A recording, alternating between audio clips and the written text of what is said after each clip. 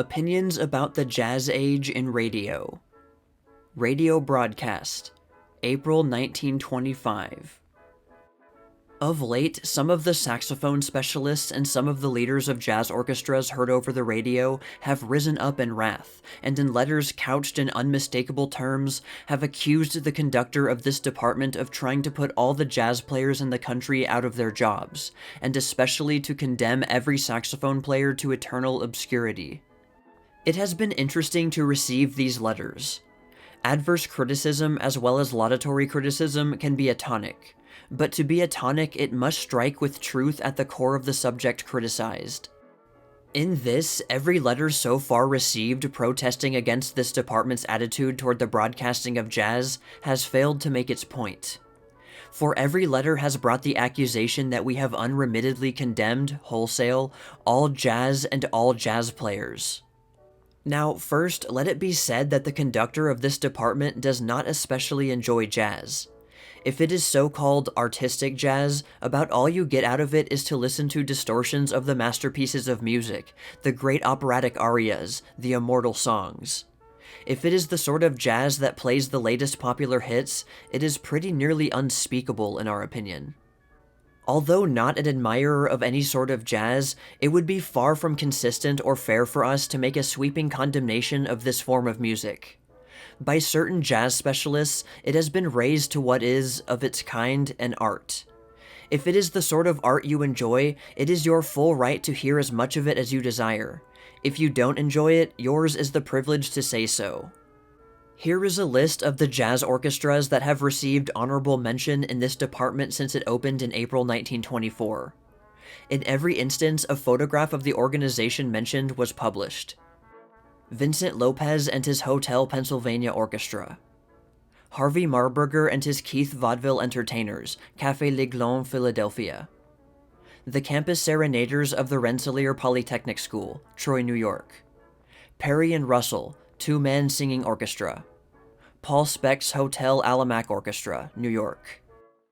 Also was published a photograph of William Menzer and his musical saw. We confess that the musical saw has a weird and haunting fascination for us. And as for the steel guitars, they stand high in our regard as radio entertainers. Have you noticed what good music you hear when they are programmed? They produce music played, generally, with fine taste. Indeed, there are precious few violinists heard over the radio who can come within sight of these guitar players in musical taste or technical achievement. It is not against legitimate jazz or any of the musical features that cannot be ranked as classical and yet are good that this department is fighting. What we are out to kill completely and forever is the sort of broadcasting described in masterly fashion by Dr. R.S. Minard of Erie, Pennsylvania, who writes in a letter recently received from him after uttering a hearty amen to all that has been said in this department against radio programs. Night after night, when I get home after a hard, long day, I don't feel like tuning in and tuning out half a dozen stations, each of which inquires in squally, squeaky, uncanny saxophone wails what's become of Sally. Who of all the millions of musicians and musically inclined listeners in the world ever cares a hang where that fool Sally is, or anything else about her except to regret that hers was not a stillbirth? Or who's going to follow the swallow to find where's my sweetie hiding? And red hot mama is such a beautifully endearing term to screech into the ear of one whose tenderest memories are those of mother. I have tuned in the same station several times each evening, only to hear that someone has just wired or phoned a request for another repetition of one of those soulless assemblages of noise which has already been played several times the same evening.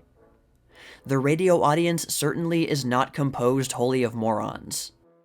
There are perhaps as large a number of those who appreciate music as there are persons whose musical appreciation wallows in the depths of the muck and mire. And it is an outrage that stations which are trying to broadcast music must realize that their efforts come to naught because some near high-powered station persists in profaning the very air with their senseless confusion. I am expressing the feelings of a host of radio enthusiasts among my friends when I say what I have said. Dr. Minard does not by a word exaggerate the condition that prevails, a few stations excepted, all over the country from about 10 p.m. to 2 a.m. Where does the fault lie?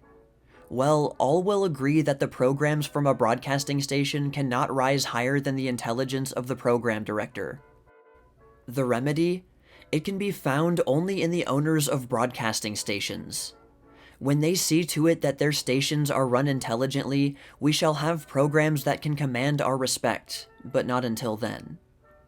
It is the public that must make the owners of broadcasting stations see that they are playing a losing game. And this can be done only by putting up a loud and never-ending protest against present conditions. Judging from the letters that come to this department, this protest will soon gain such momentum and volume as to cause a sudden and devastating explosion somewhere.